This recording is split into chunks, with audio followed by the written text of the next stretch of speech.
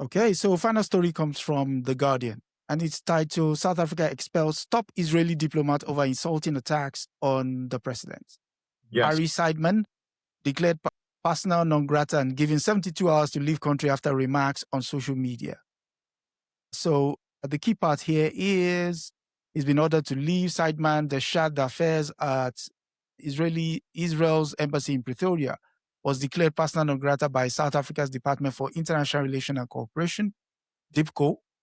In a statement on its website, Israeli embassy did not respond immediately for comment. The decisive measures follows a series of unacceptable violations of diplomatic norms and practices which posed a direct challenge to South African sovereignty, the statement said. What did he say? He said, where is it? Something to the effect of that the South African government has thrown away 100 million rand, 4.6 million pounds, attacking Israel at the ICJ, and with another 500 million rand to be wasted next year, 0% value for South Africans, 100% political theater. It posted on X in November. So it's interesting to know that South Africa and Israel has long been at odds due to the staunch support of the Palestinian cause by the South African government soon after his release from prison in 1990. Nelson Mandela embraced the Palestinian leader Yasser Arafat.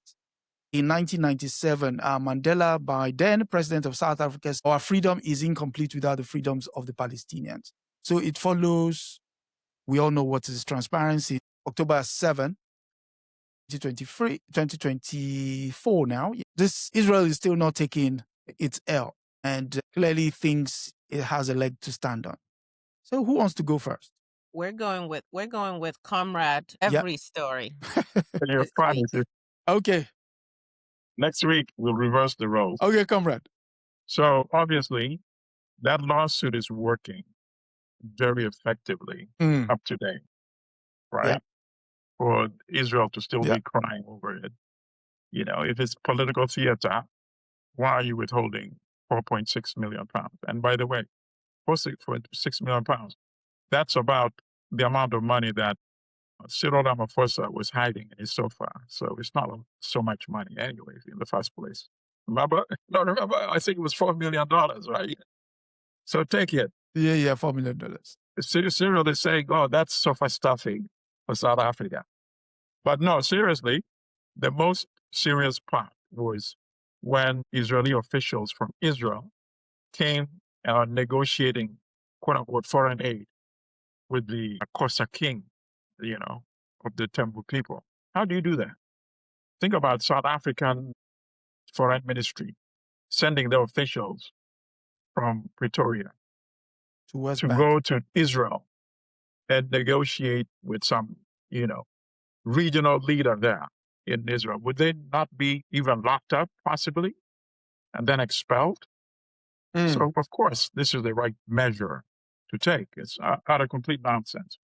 But I'm glad that they're echoing some of the positions of Naledi Pandor, the former foreign minister, the First Lady of South Africa, who was the forefront of denouncing the Israeli genocide of the Palestinians. And obviously, they know that it's still going to happen. It's not yet at all, because it was the ICJ action that emboldened the ICC, I believe. They saw how the global community coalesced around the ICJ effort that South Africa initiated. More countries started condemning Israel and taking measures of severing commercial relations. It inspired more protests, even though many of the protests was crushed. It still inspired these protests, and then ultimately and inspired the action by the International Criminal Court. And as a result of that, since the foreign minister of the EU said that warrant issued by the ICC is all the members of EU are bound by it, Netanyahu can't even travel to many of these countries right now. So how is that political theater? Sister?